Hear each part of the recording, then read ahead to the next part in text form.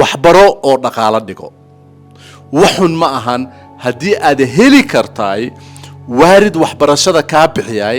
haddana ay ku qorshaysan tahay waxbarasho waaridka kaa bixiyay iyo naftaadaba aad wax ku taraysaa they exchange their time for money so inaad dhakhtar tahay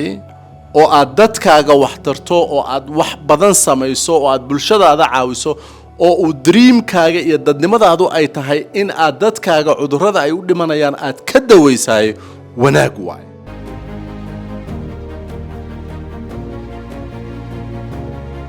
dhaqaalaha haystay kama sameeyaan lacag waqtigooda oo kaliya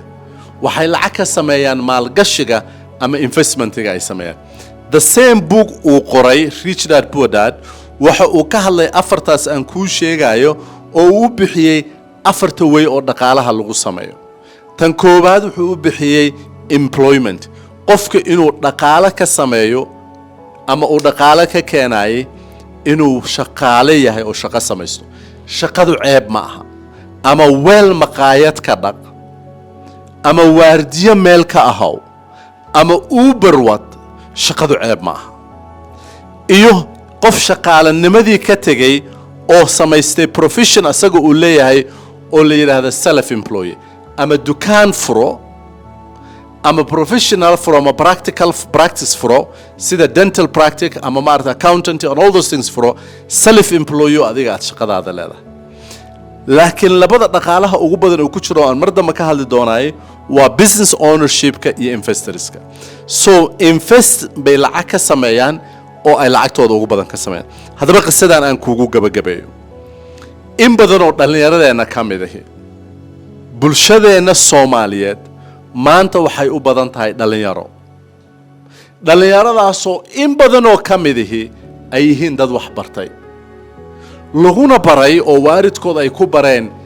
waqti aad iyo aad u dhib badan ama waqti aad iyo aad u rafaad badan sida buugan uu qoray macalinkeena local Dr. Cabdinuur Sheekh Maxamed uu ka hadlay ama uu sheegay waxbarashada markuu ka hadlayay dhaqaalaha ugu badan ee dhallinyaradeena wax baratay ee baagamuundada ah 35 sano la soo dhaafay ma ahan dawlad wax bartay dawladdu dhaqaalaha kama bixin hay'ad dibadeed dhaqaalaha kama bixin waxa dhaqaalaha ka bixiyay dhalinyaradaas farada badan oo baldoofka ah oo shaqo la'aanta ah waa waarid Soomaaliyeed oo u dhibaataysan inay ilmahoodu nad ayaga anfacaan laakiin waaridku inay arkaan ilmahooda oo lugahooda ku taagan oo ayagu insafici kara laakiin maxaa xaqiiqda jirta ay tahay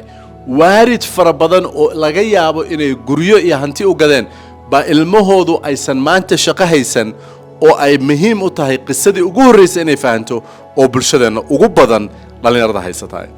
haddaba intuu qofku raadin lahaa waxyaabaha uu wax ku baran kara ama dadaalka uu ku baran kara qofka dhalinyarada Soomaaliga muxuu raadiyaa oo waliba wax bartay wuxuu raadiyaa shortcut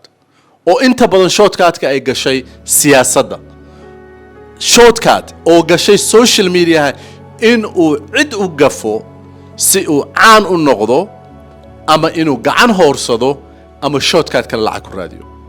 laakiin hadaa fahansan tahay in aad adigu isbari karto ama aad samayn karto ama aad dhaqaale abuuri kartaay waxa suurtagal noqonaya ama ay nolosha macna ku samaynaysaa inaad lugahaaga ku istaagtaay haddaba in badan oo marka dhalinyaradeena ka mid ah xataa iida ma joogaan nin la yiraahdo Yusuf Ali wuxuu oran jiray dadku marka ay adduunku meeshan joogaan in badan oo dadkeena ka mid ah macal employment ma gaarin qofka inuu shaqaystaba ma gaarin haddii marka aadan shaqaysanin oo aad degree haysato ama aad aqoon la'aan tahay oo aan ka hadli doono 2 wiil kadib haddii Rabraali ka dhigo waxaad u baahan tahay inaad fahanto siday wax u shaqeeyaan ninka dhalinyarada ah ee baahanaa ee ka qadeeyay aqoon muusan lahayn rich people ku ilmahoodu ma baraan inay shaqo fiican helaan ana waxaan rajaynayaa inaysan waaridka ahayn dad rich ama dhaqaale badan haysta in badan oo aniga ay dhageysataay inaad ogsoon tahay xataa hadaa professional tahay oo aad haysato shaqo ama self employee tahay inaad ku taragali kartaay ama aad samayn kartaa ama aad u samayn kartaa inaad yeelato ama aad yeeshaay in aad wax ka beddeshaa ama aad samaysaa iyo midda ugu dambaysa oo ah haddiiba dhaqaale aad haysataay aabad dhul maalgashato haddii la rabe in maalgashigaagu uu micno u sameeyo noloshaada inay horumar samayso waxaan insha allahu tacaala mondayda soo socota ma kan dambe in la wadaagi doonaa sida aad u bilaabi lahayd businesska iyo maskaxda iyo caqliga qofka laga rabo inuu businesska ku bilaabo iyo isbeddelka uu samayn karo insha allah